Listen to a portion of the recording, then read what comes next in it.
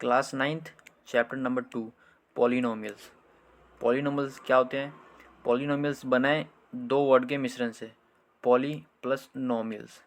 Polynomials किससे बने हैं? पॉली एंड नोमियल से। पॉली का मतलब क्या होता है? मैनी, मैनी यानी बहुत सारे, और नोमियल्स का मतलब होता है टर्म्स। टर्म्स क्या होते हैं ये भी हम आगे पढ़ेंगे। अभी के लिए पॉलिनोमियल्स का मतलब होता है मैनी टर्म्स। ठीक है, अब देखो इसका definition. Polynomials are expressions with one or more terms with a non zero coefficient. यानी कि ये एक या एक से ज़्यादा नॉन ज़ीरो कोफिशेंट के टर्म्स को कहते हैं पॉलिनोमियल्स। ठीक है, अभी आगे आपको अच्छे से क्लियर हो जाएगा। अब है पॉलिनोमियल्स के कुछ कंपोनेंट्स। पॉलिनोमियल्स में कई तरीके के कंपोनेंट्स होते हैं, जिसमें सबसे पहले आता है कोफिशेंट। कोफिशेंट क्या होता है? जो भी हमारे ये वेरिएबल्स होते हैं, एक्स हो गया, ये एक्स स्क्वायर हो गया, वाई हो गया, ये अल्फ़ाबेट्स के जितने भी मतलब लेटर्स होते हैं, अल्फ़ाबेट्स होते हैं जितने भी मतलब इस पॉलिनोमियल में, उसे हम कहते हैं वेरिएबल। ठीक है, और उन वेरिएबल्स के साथ जो भी ये नंबर्स होते हैं, ये जैसे 5 है, 2 है, इन्हें हम कहते हैं हमारा कोफिशेंट। ठीक है, और वेरिएबल आपको हो गया क्लियर कि जो भी ये ABCD के होते हैं, चाहे वो एक्स स्क्वायर हो या एक्स हो, वाई हो या वाई स्क्वायर हो या वाई क्यूब हो, जो भी हो मतलब इस तरीके के पॉलिनोमियल के अंदर, उन्हें हम कहते हैं वेरिएबल। ठीक है, अब है एक्सपोनेंट। एक्सपोनेंट क्या होते हैं? जो भी इस ये वेरिएबल है, ये एक्स है, जो इस वेरिएबल की जो भी पावर होती है हमारी, ठीक है, जो भी ये पावर है, यहाँ पे पावर क्या है? 2 है, तो इस 2 को हम कहेंगे एक्सपोनेंट। ठीक है, यहाँ पे एक और चीज़ ध्यान देनी की है कि जो पावर है 2, ठीक है, वो सबसे बड़ी पावर है इस पूरे पॉलिनोमियल में, और इस सबसे बड़ी पावर को हम कहेंगे डिग्री। ठीक है, तो डिग्री का एक और मतलब होता है, मतलब यही होता है, नाम होता है कि हाईएस्ट पावर। ठीक है, तो जो भी हाईएस्ट पावर होती है उसे हम कहते हैं डिग्री। ठीक है, अब है हमारा ऑपरेटर। ऑपरेटर वैसे ऐसा सच कुछ इंपॉर्टेंट है नहीं, लेकिन फिर भी इसे समझ ले हम, तो ऑपरेटर जो भी ये हमारे बीच के साइन होते हैं, प्लस माइनस या जो भी ये साइन है यहाँ पे, इन्हें हम कहते हैं ऑपरेटर। ठीक है, अब एक कांस्टेंट। कांस्टेंट क्या है? ये सिंपल प्लेन नंबर जो होता है, जिसके साथ ना ही कोई वेरिएबल हो, ना ही कुछ हो, ना एक्स हो, ना वाई हो, ना ही कुछ भी हो, प्लेन सिंपल ये नंबर है 7। ठीक है, इसे हम कहेंगे कांस्टेंट। ठीक है, अब है standard form of polynomial. Standard form क्या होता है? स्टैंडर्ड फॉर्म बेसिकली होता तो ये है, लेकिन इसको लिखने का जो फॉर्मूला कह सकते हो या कोई तरीका कह सकते हो, वो ये है। ठीक है, इसमें क्या होता है कि जो सबसे पहली टर्म होती है, ठीक है, जैसे कि इसमें है, इसे हम कहते हैं टर्म। ठीक है, तो ये जो पहली टर्म है, इसकी जो पावर होगी ये सबसे बड़ी पावर होगी। जैसे कि इस इक्वेशन में भी आप देख सकते हो, इसमें जो ये 3 है ये सबसे बड़ी पावर है। ठीक है, जिसे कि हम डिग्री भी कह सकते हैं इस पॉलिनोमियल की, क्योंकि मैंने अभी ऊपर बताया था कि डिग्री क्या होती है? Highest power. तो इस पूरे पॉलिनोमियल की डिग्री क्या होगी? 3। और स्टैंडर्ड फॉर्म में भी जो सबसे पहला टर्म होता है उसकी जो पावर होती है वो सबसे बड़ी होती है, और उसके बाद जैसे जैसे टर्म्स आगे बढ़ते जाते हैं, ऐसे ऐसे पावर इसकी कम होती जाती है। जैसे यहाँ पे देखें, पहले n था, अब हो गया n-1, फिर n-2, ऐसे करते करते डिग्रीज हो जाएगी, और लास्ट में n-n पे आके ये हो जाएगी। ठीक है, तो इधर तक हो जाएगा अपना स्टैंडर्ड फॉर्म ऑफ पॉलिनोमियल, और ऐसे होते हैं स्टैंडर्ड फॉर्म ऑफ पॉलिनोमियल्स। ठीक है, चलिए नेक्स्ट क्या है? Types of polynomials. पॉलिनोमियल्स के टाइप्स दो बेसिस पे होते हैं, एक तो नंबर ऑफ टर्म्स की बेसिस पे, और एक होते हैं डिग्री की बेसिस पे। ठीक है, तो नंबर ऑफ टर्म के बेसिस पे हमारे होते हैं 3। नंबर ऑफ टर्म के बेसिस पे पहला हमारा होता है मोनोमियल। ठीक है, मोनोमियल क्या होता है? जिसमें वन टर्म होता है, जैसे कि यहाँ देख सकते हैं, इसमें सिर्फ एक ही टर्म है, 6 है। ठीक है, या फिर ये अगला है, इसमें क्या है? 4x3, ये भी एक ही टर्म माना जाएगा, सिंगल टर्म है, ये भी सिंगल टर्म है। ठीक है, तो जो भी वन टर्म होता है जिस भी पॉलिनोमियल में, मतलब पॉलिनोमियल नहीं, जो भी वन होता है टर्म, वन टर्म, उसे कहते हैं मोनोमियल्स। ठीक है, अगर यहीं पे 2 टर्म्स आ जाए, जैसे इसमें 6x+2, 2 टर्म हो गए, एक है 6x और एक +2। ठीक है, 2 टर्म हो गए, तो ये हो गए हमारे बाइनोमियल्स। इसमें भी 2 टर्म्स है हमारे, और इसमें भी, ये हो गए बाइनोमियल्स। ठीक है, 3 टर्म आ जाए तो हम इसे कहेंगे ट्राइनोमियल्स। नाम से ही क्लियर है सारे, monomial 1 term, binomial 2 term, trinomial 3 term. ठीक है, ये 3 टर्म दिख रहे हैं यहाँ पे, 3x², 5x और 8, इसमें a³ 4y और 7। ठीक है, अब अगर 3 से ज़्यादा टर्म हो, जैसे कि इसमें 4 टर्म है, ठीक है, 3 या 3 नहीं, 3 से अगर ज़्यादा टर्म हो, तो उसे हम कहेंगे पॉलिनोमियल्स। क्या कहेंगे? पॉलिनोमियल्स। यहाँ पे लिखा भी है मैनी टर्म्स। ठीक है, जैसा कि मैंने वीडियो के पहले ही बता दिया था, पॉली का मतलब होता है मैनी और नोमियल्स का मतलब होता है टर्म्स, तो यहाँ पे मैनी टर्म्स है। ठीक है, तो ये हो गई हमारी पॉलिनोमियल।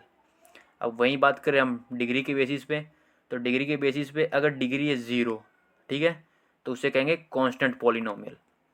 अब आप में से कई कहेंगे कि 0 कैसे हो सकती है पावर, या फिर मतलब यहाँ पे तो 8 लिखा है तो इसकी कहाँ 0 पावर है, हमें दिख नहीं रही। तो देखो मैं बताता हूँ, अगर किसी भी टर्म है, जैसे कि मान लो x है, इसकी पावर अगर 0 है तो ये हमेशा देगा हमें 1। ठीक है, अब यहाँ पे क्या लिखा है 8, 8 के साथ मैं ये लिख सकता हूँ 8 इंटू 1, बिल्कुल लिख सकता हूँ। अब मैं 1 की जगह ये लिख सकता हूँ 8 तो एज इट इज़, अब 1 की जगह x की पावर 0। ऐसा क्यों? क्योंकि अभी मैंने बताया कि अगर कहीं पे भी किसी भी चीज़ की पावर 0 हो, जैसे x की पावर भी अगर 0 है तो हमें वो 1 ही देगा, तो इसलिए इस 1 की जगह मैंने x की पावर 0 लिख दी। अब यहाँ पे मैं अगर देखूँ तो यहाँ पे हमें क्या मिल रहा है, डिग्री 0, क्योंकि डिग्री क्या होती है, हाईएस्ट पावर, और इस 1 टर्म में और कोई है ही नहीं डिग्री, या फिर और कोई पावर है ही नहीं, इसीलिए ये 0 ही हमारी क्या बन जाएगी, डिग्री। तो यहाँ पे 0 है डिग्री। ठीक है, तो ऐसे इस 8 के साथ डिग्री 0 है, तो ऐसे में इसे कहेंगे हम कांस्टेंट पॉलिनोमियल। ठीक है, सेम वे में अगर डिग्री 1 हो जाए, जैसे यहाँ पे देखो x के ऊपर 1 है, ठीक है, और कोई है ही नहीं, तो हाईएस्ट पावर 1 हो जाएगी हमारी, जिसकी वजह से डिग्री भी 1 हो जाएगी, और इसे हम फिर कहेंगे लीनियर पॉलिनोमियल। ठीक है, अगर तो डिग्री हो जाती है 2 तो इसे हम कहेंगे क्वाड्रेटिक पॉलिनोमियल। क्लियर यहाँ दिख रहा है, डिग्री है यहाँ पे 2 और दूसरे में इधर y की पावर 2, यानी ये भी हमारी होगी हाईएस्ट पावर और डिग्री बन गई। ठीक है, अब है 3, 3 अगर होगी डिग्री तो इसे हम कहेंगे क्यूबिक पॉलिनोमियल। ठीक है, क्लियर है, अगर 0 है तो कांस्टेंट पॉलिनोमियल, 1 है डिग्री तो लीनियर, 2 है तो क्वाड्रेटिक, और 3 है तो क्यूबिक। ठीक है, क्यूबिक पॉलिनोमियल। चलिए, अब है हमारा zero of polynomial. Zero polynomial क्या होता है, बहुत सिंपल है क्या ना। ज़ीरो पॉलिनोमियल क्या होता है, किसी भी पॉलिनोमियल के अंदर हम x की कौन सी वैल्यू पुट करें, इस x की कौन सी वैल्यू पुट करें जिसकी वजह से इसे सॉल्व करके हमें मिल जाए 0। तो आप यहाँ से सिंपली बता दोगे कि x की जगह अगर मैं पुट कर दूँ +6 और बाकी -6 एज इट इज़ लिख दूँ तो इसे सॉल्व करके मुझे मिल जाएगा 0। तो यहाँ पे जो ये 6 है प्लस का, ये है हमारा ज़ीरो ऑफ पॉलिनोमियल। क्यों है? क्योंकि इसे पुट करके हमें मिल गया है हमारा सॉल्यूशन 0।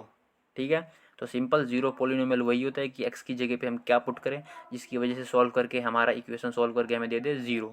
ठीक है, तो ये होता है ज़ीरो ऑफ पॉलिनोमियल। ठीक है, ऐसे ही कोई भी इक्वेशन आ जाए तो उसमें हम सिंपली x की वो वैल्यू पुट करेंगे जिसे सॉल्व करके हमें मिल जाए 0। ठीक है, अब क्या है, value of polynomial. Value of polynomial कैसे, ये देखो यहाँ पे पॉलिनोमियल दे रखा है। ठीक है, तो इस पॉलिनोमियल में हम वैल्यू कैसे निकालेंगे, हमें यहाँ पे दे रखा है x की जगह पे 1 पुट करना है। ठीक है, x इक्वल में 1 दे रखा है, तो जहाँ पे भी यहाँ x है, एक्स स्क्वायर की जगह और x की जगह, इन दोनों की जगह जहाँ जहाँ हमें x दिख रहा है, ठीक है, वहाँ वहाँ हम 1 पुट कर देंगे और उसे सॉल्व करके जो भी हमारी वैल्यू आएगी वो हो जाएगा हमारा आंसर। ठीक है, या फिर वैल्यू ऑफ पॉलिनोमियल। जैसे कि देखें 5 as it is x square है, उसकी जगह मैं x की जगह कर देता हूँ 1, अब मैं कर दूंगा 1 का स्क्वायर। ठीक है, -3 और 1, ठीक है, +7। ठीक है, यहाँ पे सॉरी, तो हम कर देंगे यहाँ पे +7। ठीक है, अब हम इसे करते हैं सॉल्व। 1 का स्क्वायर होगा 1, 1 इंटू 5 5, 3 इंटू 1 3 और माइनस एज इट इज़ +7। ठीक है, 5 - 3 2 और 2 + 7 हमें मिल जाएगा 9। ठीक है, तो हमारी वैल्यू आ गई 9। ठीक है, अब यहाँ पे ध्यान देने वाली ये बात है कि अगर यहाँ पे मान लो आ जाता 0 किसी भी तरीके से, ठीक है, तो ये जो x इक्वल में 1 है तो ये 1 हो जाता हमारा ज़ीरो ऑफ पॉलिनोमियल। ठीक है, और साथ ही मतलब अगर 0 आ गया तो वो 0 हमारी वैल्यू ऑफ पॉलिनोमियल भी हो जाएगी, और जो ये 1 है इसको पुट करके अगर 0 आ जाता तो ये 1 हमारा ज़ीरो ऑफ पॉलिनोमियल भी कहलाता। सिंपल। चलिए, अब है इस चैप्टर का मोस्ट इम्पॉर्टेंट कह सकते हैं, मोस्ट इम्पॉर्टेंट, इस टॉपिक से 110% क्वेश्चन आएगा ही आएगा। ये है फैक्टराइजेशन। फैक्टराइजेशन में क्या होता है, सिंपल है, हमें निकालने होते हैं फैक्टर्स ऑफ पॉलिनोमियल्स। ठीक है, फैक्टर्स ऑफ पॉलिनोमियल निकालने के हमारे पास होते हैं 3 तरीके। नंबर 1 है मिड टर्म स्प्लिटिंग या फिर मिडल टर्म स्प्लिटिंग भी इसे कहते हैं। ठीक है, उसके बाद आता है फैक्टर थ्योरम, और लास्ट में आते हैं हमारे एल्जेब्रिक आइडेंटिटीज़। ठीक है, तो ये कुछ 3 तरीके हैं जिसके मदद से हम निकाल सकते हैं फैक्टर्स ऑफ पॉलिनोमियल। ठीक है, अब है पहला है हमारा middle term splitting. Middle term splitting में हम क्या करते हैं, हमें कोई भी पॉलिनोमियल गिवन है, ठीक है, सबसे पहले हम क्या करेंगे, जो भी हमारी फर्स्ट टर्म है और लास्ट टर्म है इनको हम कर देंगे मल्टीप्लाई। इन दो को मल्टीप्लाई करके हमें क्या मिला है, एक्स स्क्वायर माइनस नाइन, मतलब इंटू माइनस नाइन, तो हमें मिल जाएगा माइनस नाइन एक्स स्क्वायर। ठीक है, अब इसको हमें रख लेना साइड में। अब हमें जो ये मिडल टर्म है, ये जो बीच की टर्म है माइनस एट एक्स, इसकी जगह, ठीक है, इसकी जगह हमें दो ऐसे नंबर्स लिखने हैं जिन्हें प्लस और माइनस करके मिल जाए हमें ये वैल्यू। अगर हम प्लस करें या माइनस करें तो हमें मिल जाए ये जो मिडल टर्म है बीच में क्या है, minus eight x, plus minus करके हमें मिल जाए ये। और उन दो नंबर्स को अगर हम कर दें मल्टीप्लाई तो हमें मिल जाए ये जो ऊपर की वैल्यू है हमारी। एक सेकंड मैं इसे कर दूँ अलग कलर से हाईलाइट। अगर मल्टीप्लाई करके हमें मिल जाए माइनस नाइन एक्स स्क्वायर और प्लस माइनस करके मिल जाए माइनस एट। ठीक है, समझ गए। तो कौन से दो नंबर्स हो सकते हैं, सिंपल है, मैं ले लेता हूँ नाइन एंड वन। ठीक है, नाइन और वन, नाइन और वन से कैसे हमें मिल जाएगा, नाइन में से वन गया तो हमारा आ गया एट। ठीक है, और अगर मैं नाइन के आगे माइनस का साइन लगा दूँ तो फिर देखो कैसे, इसको तो हम लिख देंगे as it is x square, इसको भी लिख देंगे एज इट इज़ माइनस का नाइन। ठीक है, अब इसकी जगह हम लेंगे दो नंबर जो हमने ये ले रखा है। ठीक है, हमें पता है नाइन वन से नाइन होता है और नाइन माइनस वन एट होता है। ठीक है, तो हम लेंगे यहाँ प्लस वन एक्स या फिर एक्स लिख दें। ठीक है, और यहाँ पे ले लेंगे माइनस नाइन एक्स। ठीक है, अब हमें पता है कि इन दो को अगर मैं कर दूँ माइनस तो मुझे मिल जाएगा माइनस एट एक्स, और अगर इन्हें मैं कर दूँ मल्टीप्लाई तो मुझे मिल जाएगा ये अपना माइनस नाइन एक्स स्क्वायर। ठीक है, तो यहाँ पे हमें फैक्टर्स मिल चुके हैं और ये वैलिड भी है क्योंकि दोनों कंडीशंस फुलफिल कर रहे हैं, प्लस माइनस करके ये मिल रहा है और मल्टीप्लाई करके हमें ये ऊपर का मिल रहा है। ठीक है, तो अब हम इसमें से ले लेंगे कॉमन, पहले के दो में से लेंगे कॉमन। इसमें क्या कॉमन है, एक्स कॉमन है। ठीक है, अब क्या बच गया एक्स और इधर बच गया प्लस वन। ठीक है, अब इसमें से ले लेंगे माइनस नाइन कॉमन, दोनों में माइनस नाइन, सेम इसमें भी बच गया एक्स और इधर आ जाएगा प्लस वन। ठीक है, इक्वल में हम कर देंगे ज़ीरो। ठीक है, अब देखें दोनों ब्रैकेट्स के अंदर बिल्कुल सेम टू सेम 100% सेम आने चाहिए कॉमन हमारे। अगर गलत आ रहे हैं इसका मतलब कुछ हमने गलती की है। ठीक है, साइन भी सेम होगा, वैल्यूज़ भी सेम होगी, टर्म्स भी सेम होंगे। ठीक है, अब इस पूरी इक्वेशन में से हम एक्स प्लस वन कॉमन ले लेंगे क्योंकि दोनों जगह एक्स प्लस वन आ गया कॉमन। तो इधर क्या बच गया हमारे पास, इधर बच गया एक्स और इधर बच गया माइनस नाइन इक्वल में ज़ीरो। ठीक है, तो ये दो हो गए हमारे टर्म्स। सिंपल, समझ गए। सबसे पहले हमने क्या करा, फर्स्ट और लास्ट वाले को मल्टीप्लाई करके यहाँ पे रख लिया। ठीक है, उसके बाद मिडिल टर्म को हमने यहाँ पे रख लिया। उसके बाद दो ऐसे नंबर्स हमने लिए जिन्हें प्लस माइनस करके हमें मिल जाए ये और मल्टीप्लाई करके हमें मिल जाए ये। तो हमने ले लिया नाइन और वन, जिन्हें हमने कुछ इस अकॉर्डिंग रख दिया ताकि साइन भी हमने इस अकॉर्डिंग ही लगाया है क्योंकि हमें माइनस एट चाहिए था। ठीक है, यहाँ पे प्लस माइनस करके तो हमने नाइन के आगे लगा दिया माइनस का साइन क्योंकि बड़ा है और साइन यही आएगा फिर सॉल्व करके, इसलिए नाइन के आगे हमने लगा दिया माइनस और इसके आगे लगा दिया प्लस ताकि प्लस माइनस होकर हमें माइनस एट मिल जाए। ठीक है, हमने एज इट इज़ यहाँ पे रख दिया, फर्स्ट और लास्ट वैल्यू भी same as it is put कर देना, उसमें कुछ चेंजेस करने नहीं है, बस मिडिल टर्म में करना है। फिर हम ले लेंगे कॉमन, एक्स ले लिया कॉमन हमने तो अंदर आ गया एक्स माइनस वन, इसमें माइनस नाइन ले लिया तो यहाँ भी बच गया एक्स प्लस वन अंदर और बाहर माइनस नाइन। ठीक है, फिर इक्वल में ज़ीरो, अब इसमें से एक्स प्लस वन कॉमन ले लिया, इधर बच गया एक्स माइनस नाइन, ये दो हो गए हमारे फैक्टर। ठीक है, अब यहाँ एक चीज़ समझने की, अब आप यहाँ पे कहोगे कि हमें कैसे पता कि नाइन और वन ही लेना है। ठीक है, या फिर मान लो कोई बड़ा नंबर आ जाए तो वहाँ पे क्या करेंगे, क्योंकि कई भी नंबर हो सकते हैं, 60 आ जाए, 70 आ जाए, कुछ भी आ जाए, तो वहाँ पे हमें क्या करना है। तो देखो कोई भी नंबर आ जाए, ठीक है, हमें ये पता लगा लेना है कि मल्टीप्लाई करके हमें क्या बन रहा है हमारा, मतलब यहाँ हमारा बन रहा था नाइन। ठीक है, माइनस प्लस अभी नहीं ध्यान देना, सिर्फ नंबर ध्यान देना है। माइनस प्लस हम लगा देंगे साइन के अकॉर्डिंग, ठीक है, क्या चाहिए क्या नहीं। तो यहाँ बन रहा है नाइन। अब हम नाइन के लिए क्या करेंगे, हम करेंगे सिंपली, ये नाइन है, जैसे हम पहले लेते थे फैक्टराइजेशन छोटी क्लासेज में वैसे ही करेंगे। सिंपल, थ्री थ्री ज़ा, ठीक है, थ्री वन ज़ा और फिर वन वन ज़ा, तो हमारे फैक्टर बन गए 3 3 और 1, ठीक है। एक सेकेंड, हमारे फैक्टर बन गए 3 3 और 1, ठीक है, यानी 3 × 3 × 1 ये बन गए। अब इन तीनों नंबर्स में से हमें दो नंबर्स का पेयर बना लेना है। या तो हम इन दो को ले लें, इसको अकेला छोड़ दें, या इन दो को ले लें, इसको अकेला छोड़ दें। हम कुछ भी कर सकते हैं, सिर्फ दो नंबर्स में बांट देना इस पूरे तीनों नंबर्स को। तो मैंने इन दोनों को एक साइड रख लिया, 3 3 9, और इसको 1 को एक साइड छोड़ दिया। क्यों? क्योंकि मेरे को पता था 8 चाहिए मुझे प्लस माइनस करके माइनस का, ठीक है।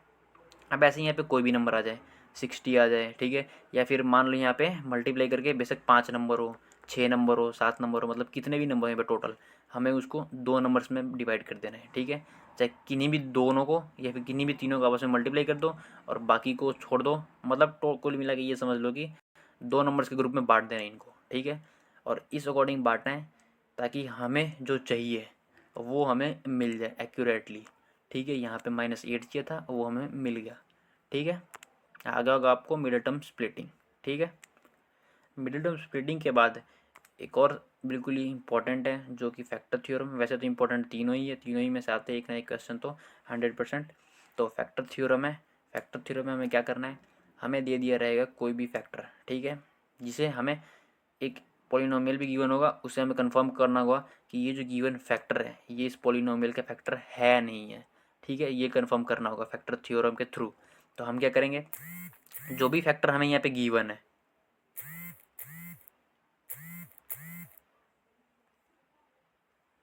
हम क्या करेंगे, जो भी फैक्टर यहाँ पे गिवन है, ठीक है, इसको हम पुट कर देंगे 0 के इक्वल, ठीक है, कर दिया। इसके बाद x की वैल्यू हमारी आ जाएगी -2।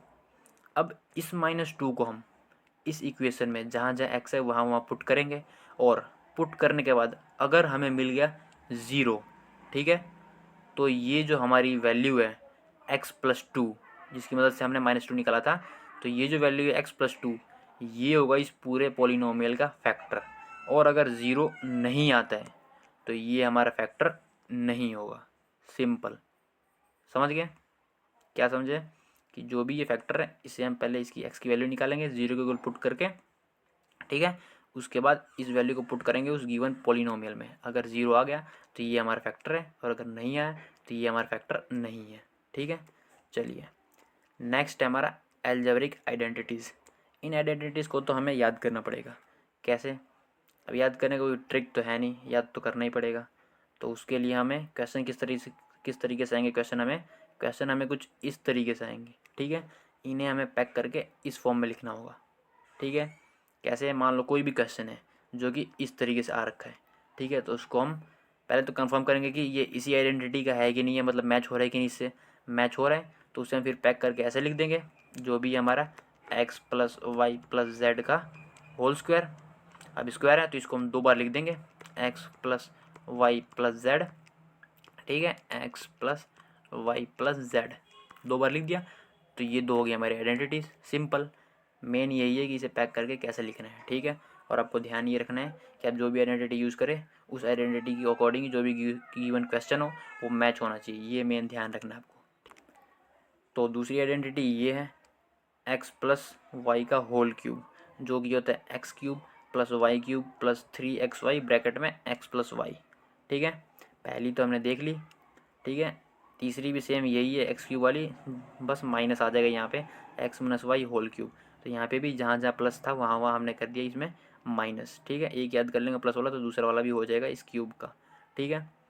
उसके बाद क्या है, ये जो दे रखा है ये वही इसी का ही फॉर्म है, एक और फॉर्म। दोनों में से आप कोई भी याद कर ले, चाहे ये कर ले या फिर ये कर ले, ठीक है। माइनस में मतलब जो ये दो लिख रखे हैं। उसके बाद आता है x³ + y³ - z³ -3xyz। तो इसकी आइडेंटिटी कुछ इस तरीके से है, x + y+z, ठीक है। यहाँ पे x लिख रखा है लेकिन यहाँ पे z आएगा, ठीक है। और नेक्स्ट ब्रैकेट में x² + y² + z² -xy - yz - zx, ठीक है। और सबसे ईजी आते हैं x² वाले, मतलब x+y होल स्क्वायर वाले, ठीक है। ये ईजी भी और ये इंपॉर्टेंट भी है। इंपॉर्टेंट तो खैर सारे ही है लेकिन ये स्क्वायर वाले ज़्यादा इंपॉर्टेंट है। और ये जो स्टार्टिंग में हमने करा था ये दो, ये भी बहुत इंपॉर्टेंट है, ठीक है। x² वाले भी हम कर लेंगे और x - y होल स्क्वायर वाले भी कर लेंगे, x² - 2xy + y², ठीक है। अब है x square minus y square, तो इसको simple x plus y into x minus y के फॉर्म में कर देंगे। एक ये भी बहुत इंपॉर्टेंट है, ये आपको शुरू के क्वेश्चन में देखने को मिल जाएंगे बुक में, एनसीईआरटी अगर आप देखेंगे तो x plus a into x plus b, तो ये भी एक्स स्क्वायर प्लस ब्रैकेट में a plus b into x plus a b. ठीक है, तो ये थी हमारी कुछ आइडेंटिटीज़ जो कि मोस्ट इंपॉर्टेंट है और इनमें से क्वेश्चन आएगा ही आएगा 100%। और ये जो हमने ऊपर करा फैक्टर थ्योरम, इधर से भी क्वेश्चन आएगा ही, और मिडिल टर्म स्प्लिटिंग तो मोस्ट इंपॉर्टेंट है। तो ये थी हमारी चैप्टर नंबर 2 पॉलिनोमियल की कंप्लीट इंट्रोडक्शन। ठीक है, वीडियो अगर पसंद आए तो चैनल को सब्सक्राइब कर देना, और अगर कुछ डाउट हो तो कमेंट तुरंत करें।